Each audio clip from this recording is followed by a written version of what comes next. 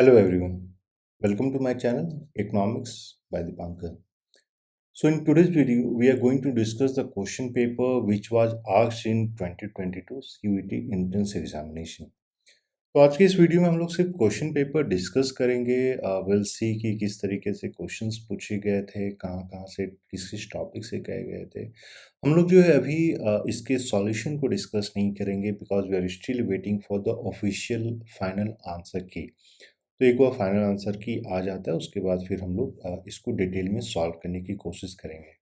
लेकिन क्विकली आज के इस वीडियो में हम लोग सिर्फ इसको डिस्कस कर लेंगे सो दैट कि जितने भी ऐसे स्टूडेंट हैं जो आप लोग एंट्रेंस एग्ज़ाम देने वाले हैं तो एटलीस्ट आपको एक आइडिया हो जाएगा कि किस तरीके से क्वेश्चंस पूछे गए हैं and you can start your preparation. Apart from that ऐसे जितने भी स्टूडेंट हैं जिनको अगले साल एंट्रेंस एग्ज़ाम देना है तो फटाफट कॉल या मैसेज कीजिए on the number 8448878849 because we are going to start the classes and the preparation for the entrance examination। और क्लासेस में आपको ऑनलाइन क्लासेस के साथ साथ study material, question bank, test series, previous papers सब कुछ प्रोवाइड किया जाएगा। और ये भी हम लोग देख लेंगे कि इस पेपर का जो मेन ऑब्जेक्टिव था डिस्कस करने का आप लोग के साथ कि बहुत सारे आप लोग में से ऐसे स्टूडेंट होंगे जो अभी थर्ड ईयर में होंगे, फिफ्थ सेमेस्टर में होंगे and this just on the topic so that आपके पास अराउंड 8 to 9 months है इन सारे क्वेश्चंस को, टॉपिक्स को रिवाइज करने का। सेकेंड ईयर में आप लोगों ने बहुत सारे ऐसे टॉपिक्स को कवर अप कर लिया होगा but then you need to revise each and everything. Secondly बहुत सारे ऐसे भी स्टूडेंट होते हैं जो इकोनॉमिक्स बैकग्राउंड से नहीं होते हैं, they appear for entrance examination. तो एटलीस्ट आपको एक रफ आइडिया मिल जाएगा कि हम लोगों को एंट्रेंस एग्जामिनेशन के लिए क्या क्या चीज़ें पढ़नी है and separately will be discussing about the books and all. एक क्वेश्चन आया था बैंड वैगन इफेक्ट। तो इस तरीके से बहुत सारे आते हैं, जैसे डेमोन्स्ट्रेशन इफेक्ट है, बैंड वैगन इफेक्ट है। ठीक है, तो इसको देख लेना है। अब इससे ये बोला गया है कि makes the demand more inelastic है रिमेन सेम यूनिटरी इलास्टिक मतलब E equal to 1, inelastic मतलब E is less than 1, E greater than 1 और रिमेन्स द सेम मतलब there is no change in elasticity. With reference to the Batten model which of the following is current. तो basically यहाँ पे उनके properties को पूछ लिया गया है। It explains price rigidity. Each duopolist assume the other keep the price constant. तो बर्टन मॉडल में basically there is a price war. If the demand for agricultural product is inelastic, then क्या होगा अगर डिमांड inelastic होता है? As the prices decrease, the revenue earned by the producers decreases, percentage change। ठीक है, तो एक चीज़ तो आपने देख लिया है कि जब भी हम लोग माइक्रो इकोनॉमिक्स की बात करते हैं तो इलास्टिसिटी उसमें एक इम्पॉर्टेंट कॉन्सेप्ट आ जाता है, इन द सेंस कि इलास्टिसिटी के कारण price elasticity of demand, income elasticity, बहुत सारी चीज़ें आती है, cross price elasticity, so all these things revolves elasticity, so you need to cover each and everything। And a fall in price of commodity whose demand curve is rectangular hyperbola causes total expenditure of the commodity to angel curve. तो इसी type में बहुत सारे curves होते हैं, angel curve होता है, price of a curve होता है, तो इन सारी चीज़ों को देख लेना है। In the case of price leadership by the dominant firm, all the firm in the purely oligopolistic industry will produce the best output level। कब बेस्ट आउटपुट लेवल प्रोड्यूस करता है? Golden rule of golden rule rate of saving refers to golden rule मतलब ये basically आपसे question जो है Solow model का ये आ गया, तो आप इसको एज ए डेवलपमेंट इकोनॉमिक्स से भी क्वेश्चन के रूप में देख सकते हैं। The best of the optimal level of output for a perfectly competitive firm is given by the point where MR equal to MC, MR equal AC, मतलब marginal revenue and marginal cost, इन सब के relationship के बीच में पूछा गया। Aggregate demand, aggregate demand in terms of ये जो है आपका AS/AD मॉडल जो है, केन्सियन के बेसिस पे जो AS/AD मॉडल निकाला गया है उसी से रिलेटेड ये क्वेश्चंस हैं। नेक्स्ट क्वेश्चन है, the demand for money is positively related to the output and the rate of interest. मतलब रेट ऑफ इंटरेस्ट अगर मान लीजिए इंक्रीज करता है तो डिमांड फॉर मनी आपका इंक्रीज करेगा, डिक्रीज करेगा, क्या करेगा? Inversely inversely related to output and positively related to the rate of interest. तो इस तरीके से ये चीज़ हम लोगों ने देखा है। तो जैसे जब भी आप मैक्रो इकोनॉमिक्स को पढ़ रहे हैं तो उसमें आपका मॉनेटरी पॉलिसी एक हो जाता है, एक हो जाता है फिस्कल पॉलिसी।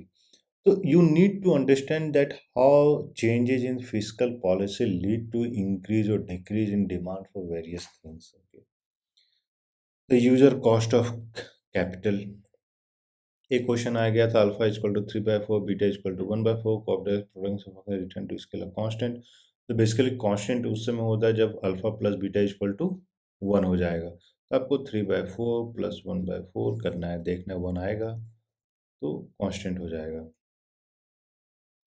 ठीक है, the natural rate of employment refers to, natural rate of unemployment क्या होता है। ठीक है, और आपको ये भी देखना है कि जिसके कुछ कुछ एंट्रेंस एग्जाम में हम लोग ने देखा है नेचुरल रेट ऑफ एम्प्लॉयमेंट के बेसिस पर अलग अलग वेरिएबल्स से रिलेटेड क्वेश्चंस पूछ दिए जाते हैं। इन्फ्लेशन रेट कितना होगा, विच of the following statement a variable is indigenous when it is value is determined by the forces outside model. ये तो गलत हो जाता है, ये एक्सोजेनस के केस में होता है कि variables outside the model change in x is. ठीक है, according to Phillips curve, unemployment will return to natural rate when। Phillips curve और एगमेंटेड फिलिप्स कर्व दोनों को आप लोग को देख लेना है। और ये भी आप लोग को देख लेना है कि एक आपका था ओरिजिनल फिलिप कर्व, तो ओरिजिनल फिलिप कर्व किन किन वेरिएबल्स के बीच में, for example inflation, wage rate, unemployment, इन सब के बीच में किस किस बीच में जो है रिलेशनशिप बिल्डअप किया था। Although that original Phillips curve was challenged later, the coefficient of non determination, two lines of regression perpendicular to each other, the value of the coefficient of correlation, मतलब बेसिकली ये ऐसे है तो क्या होगा। और ये वाला जो द लाइन ऑफ रिग्रेशन है, इसमें आपको ये भी चीज़ देख लेना है कि लाइन ऑफ रिग्रेशन में there are various properties, for example crossing through the origin. अगर मान लीजिए ये नेगेटिव आपका जो ये हॉरिजॉन्टल एक्सिस है, इधर इधर से रिग्रेशन लाइन क्रॉस करता है तो इसकी क्या प्रॉपर्टीज है, तो इन सारी चीज़ों को देख लेना है। The number of terms in the expansion of the binomial distribution, इसको डिस्ट्रीब्यूट कीजिए, इसको एक्सपैंड कीजिएगा तो कितने नंबर ऑफ टर्म्स आएंगे, तो ये चीज़ है। और ये integral of cosec square x with respect to x. तो इसमें एक चीज़ हम लोगों ने देखा है कि मैथमेटिक्स के केस में आपको इंटीग्रेशन या डिफरेंशिएशन दोनों से क्वेश्चंस पूछे गए। This questions are not that difficult, but then you must be having a general idea कि for example X by Y है, इसका डिफरेंशिएशन करना है तो कैसे होगा, या X by let say sine X है, इसका डिफरेंशिएशन कैसे होगा। So this are some of the simple differentiation which you must know। अब ये सेट के क्वेश्चंस आ गए हैं, तो पावर ऑफ सेट क्या होगा। ठीक है, ज़्यादा डिफिकल्ट नहीं है। If the international terms of trade settles at a level between two countries, opportunity cost. ठीक है, plus theory of opportunity cost, exchange rate, which of the following is consistent with the idea of expansionary fiscal policy। और जब भी हम लोग internet exchange rate को देख रहे हैं तो उसमें दो चीज़ आप लोग को देख लेना है। एक क्लोज्ड इकोनॉमी के केस में, एक ओपन इकोनॉमी के केस में। क्लोज्ड इकोनॉमी के केस में फिस्कल एंड मॉनेटरी पॉलिसी किस तरीके से रिएक्ट करता है, बिहेव करता है, एंड ओपन केस में भी किस तरीके से रिएक्ट करता है। And I think the best book to look at is, अगर आप मान लीजिए डॉनवुस फिशर की बुक देख रहे हैं तो उसका जो थर्ड पार्ट है उसमें अच्छे से ये सारी चीज़ें एक्सप्लेन की गई है। या फिर आप इंटरनेशनल ये जो बुक है ये मैक्रो इकोनॉमिक्स की बुक है, या फिर आप इंटरनेशनल इकोनॉमिक्स की बुक है रूपमेंट भी आप देख सकते हैं। तो ये डिटर्मिनेंट का माइनर को फैक्टर निकालना ये आप लोगों को आना चाहिए। कॉस्ट फंक्शन दिया गया है तो इससे मार्जिनल कॉस्ट फंक्शन क्या होगा, सिंपली डिफरेंशिएट कीजिएगा तो आपको कॉस्ट फंक्शन से मार्जिनल कॉस्ट फंक्शन निकल जाता है। स्टैंडर्ड डेविएशन ये दिया गया है तो इससे भी आप लोग फटाफट कैलकुलेट कर सकते हैं। और ये सारे कुछ-कुछ ऐसे सेपरेटली हम लोग ने भी जो क्वेश्चंस हैं वो डिस्कस किया था कि कौन-कौन से ऐसे क्वेश्चंस हैं जो कि इनकरेक्ट हैं। For example marginal propensity to consume दिया गया था तो मल्टीप्लायर का क्या है?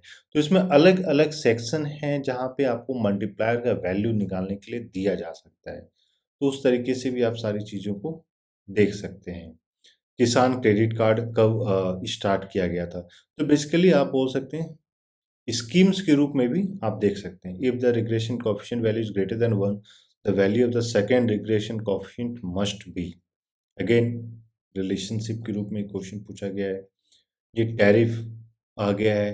तो इसमें टैरिफ के रूप में आपको जो अलग-अलग चीज़ें देखनी है, एक तो फॉर एग्ज़ाम्पल टैरिफ आप लोग को देखना है स्मॉल कंट्री के स्मॉल कंट्री, और दूसरा देख लेना है लार्ज कंट्री। और जब भी आप इ इस इसके बाद भी जब भी हम टैरिफ की बात करते हैं तो again usually we take the example of HO model, two factor model. तो उसमें आपको ये देख लेना है कि अगर स्मॉल कंट्री केस में अगर टैरिफ इम्पोज़ होता है, तो how the income of those who are in abundance, जिनके पास abundance resources है, उनका इनकम कैसे चेंज होता है, स्किल्स फैक्टर्स जो है उनका इनकम कैसे चेंज होता है, डिस्ट्रीब्यूशन ऑफ रिसोर्सेज किस तरीके से काम करता है। The same goes for even for the case of large countries. Rural landless employment guarantee programme कब लॉन्च किया था, तो स्कीम्स। अगेन ये क्वेश्चन जो हम लोगों ने देखा था कि क्वेश्चन आपका इनकम्प्लीट था, ठीक है, क्योंकि यहाँ पे आपको अनप्लान इन्वेंटरी के बारे में निकालना था और ये सारी जो है यहाँ पे दिया गया नहीं था। मैच द फॉलोइंग के रूप में कि मैच द फॉलोइंग के रूप में भी बहुत सारे टर्म्स हो जाते हैं। ये इकोनॉमिक्स में हम देखते हैं कि बहुत सारी थ्योरीज दी गई है, तो उससे रिलेटेड भी जो है क्वेश्चंस पूछे गए हैं थ्योरीज को लेकर। ठीक है, जैसे ये आप देख सकते हैं कि बहुत सारे जैसे एशियन ड्रामा, ये बुक है लिखा गया बाय गुन्नार, तो ये हो जाता है क्रिटिकल मिनिमम एफर्ट थीसिस। तो ये जितने थ्योरी हैं, थीसिस हैं, किसने कौन सी बुक लिखी है, वो आ जाता है। एसडीजी के अंदर जो है एनर्जीज इंक्लूडेड, कौन से गोल में एनर्जी को इंक्लूड किया गया है। Growth of the world economy in 2021। तो इसमें जो है अब देखिए ये थोड़ा-सा ना ट्रिकी क्वेश्चन है कि what has been the growth of the world economy in 2021, क्योंकि एक्चुअल एस्टिमेट अभी जो है एक्चुअल्स नहीं आया है, ठीक है? और दूसरा इसमें ये भी समस्या थी कि जितने भी रिपोर्ट्स आते हैं, हर एक लोगों ने, अगर आप आईएमएफ का देखिएगा, तो उसका एक अलग था, वर्ल्ड बैंक का देखिएगा तो उसका एक अलग था। तो ये एक थोड़ी-सी ट्रिकी क्वेश्चन हो जाती है, but then they are free to ask. Again canon of taxation सब जानते हैं कि एडम स्मिथ ने दिया था, elasticity of demand differential infant industry argument. तो इस तरीके से भी आपसे क्वेश्चंस पूछे जा सकते हैं। जरूरी नहीं है कि सिर्फ माइक्रो इकोनॉमिक्स के ही क्वेश्चन हो, वो मिक्स करके भी क्वेश्चंस पूछे जा सकते हैं। Constructed their new house in the year in the national income accounting transaction is considered at inventory investment। तो बेसिकली नेशनल इनकम अकाउंटिंग वो एक इम्पॉर्टेंट टॉपिक है जिसको कि आप लोगों को देख लेना चाहिए। नरसिम्हा कमिटी रिकमेंडेशन, तो इसमें आप लोगों को आफ्टर 1950 जितने कमिटीज हुए हैं, इम्पॉर्टेंट इम्पॉर्टेंट कमिटीज हुए हैं, what has been their recommendation, वो सारी चीज़ें आप लोग एक बार देख लीजिएगा। और इन सारी इसमें जो हम लोगों ने देखा है कि स्टेटमेंट 1 स्टेटमेंट 2 के रूप में क्वेश्चंस पूछे गए हैं फॉर एग्जांपल, और ये दोनों statement are independent of each other. Zamindari system किसके द्वारा इंट्रोड्यूस किया गया था, तो इस टाइप के आप क्वेश्चन बोल सकते हैं। जो इकोनॉमिक हिस्ट्री वाला जो पार्ट था, इकोनॉमिक हिस्ट्री सिलेबस में आप देखिएगा कि इकोनॉमिक हिस्ट्री से रिलेटेड जो है अच्छे खासे प्रोपोर्शन दिए गए। तो ये एक वो सिस्टम था जहाँ पे, या वो सेक्शंस था जहाँ पे बहुत ज़्यादा अनसर्टेनिटी थी कि किस टाइप के क्वेश्चंस पूछे गए जाएंगे, क्योंकि कोई भी स्टैंडर्ड बुक नहीं था इकोनॉमिक हिस्ट्री ऑफ इंडिया पढ़ने के लिए। तो एटलीस्ट हम लोग सेपरेटली आपको बताएंगे कि इकोनॉमिक हिस्ट्री से किस तरीके के क्वेश्चन पूछे गए थे, सो दैट आपको एक रफ आइडिया मिल जाए कि अब जब भी प्रिपरेशन करना है तो चेरी पिकिंग करके कैसे इजीली हम लोग इस टाइप के टॉपिक्स को कंप्लीट कर सकते हैं। ठीक है, next question, there is automatic change in the net tax revenue, और ऑटोमेटिक के कारण क्या होता है। तो यहाँ पे जैसे आप देखिएगा तो असर्शन रीजन है, तो बेसिकली यहाँ देखना होता है कि does the reason support the argument which have been made under assertion। Again, India's public sector helped in the development of sound industrial base, which is to public sector is under state control. The role of usually foundation providing given financial and other support help the public sector. Good. Again, assertion region. तो assertion region के भी अच्छे number of questions यहाँ दिए गए हैं। ठीक है, ये आपका इंटरनेशनल इकोनॉमिक्स के क्वेश्चन पूछ according to Pareto criterion movement from A to B is desirable। ठीक है, वेलफेयर इकोनॉमिक्स का ये पार्ट हो जाता है। और सेपरेटली हम लोग आपको बताएंगे, इस क्वेश्चन को फिर से हम लोग रिस्ट्रक्चर करेंगे एंड विल बी शेयरिंग कि माइक्रो इकोनॉमिक्स से, मैक्रो इकोनॉमिक्स से, डिफरेंट टॉपिक से कितने क्वेश्चंस पूछे गए थे and that will help you in understanding the pattern of the paper, the structure and the, आप ये बोल सकते हैं कि weightage of different sections. Kinked demand of Paul M Sweezy, तो law of individual hand Adam. ठीक है, तो इस तरीके से आप फटाफट कर सकते हैं। अगेन जो मैंने आपको बोला था कि माइक्रो इकोनॉमिक्स का कुछ कुछ पार्ट था जिससे क्वेश्चन जो है थोड़ी डिफिकल्ट, मतलब मैच द फॉलोइंग के रूप में अच्छे number of questions, match the following around 10 questions ऐसे थे जो मैच द फॉलोइंग के रूप में पूछे गए थे, और इन सारे क्वेश्चंस को आप प्रैक्टिस कर सकते हैं। इसमें बहुत सारे क्वेश्चंस ऐसे थे जो बस याद करने वाले हैं। ये आपका जो है इंटरनेशनल इकोनॉमिक्स से क्वेश्चन निकल के आ जाता है। ये भी देखिए, match the following, this is again match the following.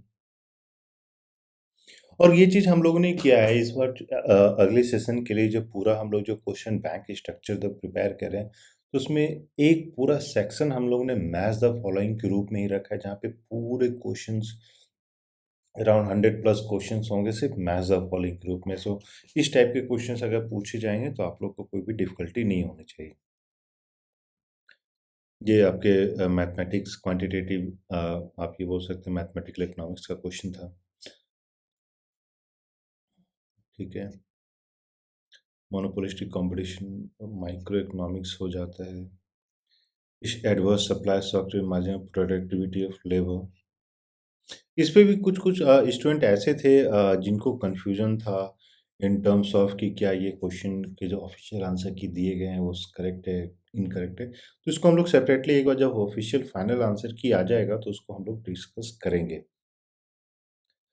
rise in inflation rate means percentage increase in the average price is higher than the previous belief, कब क्या सजेस्ट करता है। तो कहीं ना कहीं आप ये देखिएगा कि कुछ कुछ क्वेश्चंस ऐसे भी पूछे गए which have been in terms of the implications, जो जितने जो आपके इकोनॉमिक पॉलिसीज होते हैं उसके इम्प्लीकेशंस के रूप में भी क्वेश्चंस पूछे गए हैं। So we need to factor that while while we start our preparation. The number of exchange possibilities that exist in the money economy exceeds the number in the barter economy, which is again true. Barter में क्यों limited होता है? Because वहाँ बोला जाता है कि double को एग्जिस्टेंस ऑफ वांट एग्जिस्ट करता है। Statement main feature of industrial policy 1991, ये आपका इकोनॉमिक डेवलपमेंट से क्वेश्चन आ जाता है। Again the different schemes which have been started at a different time period, तो ये क्वेश्चन आ गया है। ठीक है, propounded the jail cost of living model, तो वो again economic history of India, अब ड्रेन ऑफ वेल्थ थ्योरी, ये वो उस टाइप के छोटे छोटे क्वेश्चंस पूछ दिए गए हैं। आईआर से questions, core principle of multilateral trading system, तो इसमें एक चीज़ आप देखिएगा कि इकोनॉमिक्स में कहीं ना कहीं वो इंटरनेशनल ऑर्गेनाइजेशंस या इंटरनेशनल फाइनेंशियल सिस्टम से उतने ज़्यादा क्वेश्चंस नहीं पूछे गए हैं, लेकिन हो सकता है पूछा जाए नेक्स्ट में, तो हम लोगों को वो भी प्रिपेयर करनी पड़ेगी। अगेन डिफरेंट, जैसे एक सिर्फ आपको वर्ल्ड ग्रोथ रेट पूछ दिया गया था, लेकिन डिफरेंट पैरामीटर्स को लेकर या इंडेक्स को लेकर वो क्वेश्चंस नहीं पूछा गया था। फॉर एग्जांपल हंगर इंडेक्स में इंडिया का क्या रैंकिंग है, ईज ऑफ डूइंग बिजनेस, तो उस तरीके से भी क्वेश्चंस पूछे जा सकते हैं। Population, common resource, public and non exclusive, correct. Physical policy relates to the government decision respect of, किस चीज़ को लेकर होता है फिजिकल पॉलिसी, ये है। Again this was your question in, तो यहाँ पे जो ऑप्शंस, बेसिकली यहाँ पे वाई मिसिंग था, इसलिए मैंने इसको इनकम्प्लीट क्वेश्चन बोला था। अब ये वैल्यू दिया गया है, ये अगेन इनकम्प्लीट क्वेश्चन है, यहाँ पे आपसे पूछ दिया गया है, लेकिन एक्स एंड एफ एक्स दे दिया गया, एक्सपेक्टेड प्रोबेबिलिटी डिस्ट्रीब्यूशन फंक्शन, लेकिन आगे कुछ नहीं दिया गया है। Now distribution refer to random variable which has FRBM act 2012 कितना जो है फिजिकल डेफिसिट। तो एक चीज़ आप ये भी देखिएगा कि बजट रिलेटेड थोड़ा-सा हम लोग को अगले साल प्रिपरेशन करना है। Locus combination of output interest rate where the asset market is in equilibrium. तो 2 मार्केट इक्विलिब्रियम में होता है, लेबर मार्केट एंड आईएसएलएम का एक इक्विलिब्रियम होता है and labour supply and labour demand का एक इक्विलिब्रियम होता है। ये क्रोनोलॉजिकल ऑर्डर में आप लोग को अरेंज करना था कि कौन-सा पहले हुआ, कौन से बाद में हुआ। तो ये सारा क्वेश्चन आप यहाँ पे देख पाइएगा कि जो हम लोगों ने सोचा कि एक बार कम से कम आप लोग के साथ क्वेश्चन पेपर देख ली डिस्कस करके, सो दैट आप देख पाइए कि किस तरीके से क्वेश्चंस पूछे गए हैं। And separately will be providing the question paper also and will be providing the complete solution also. So जितने भी ऐसे स्टूडेंट हैं जिनको अगले साल प्रिपरेशन करना है, तो फटाफट कॉल या मैसेज कीजिए ऑन द नंबर 8448878849। और वीडियो के डिस्क्रिप्शन में आपको गूगल फॉर्म भी मिलेगा, उस गूगल फॉर्म को फिल कर दीजिए so that we can provide all the necessary updates regarding the classes and everything. So thank you and we wish you all the best.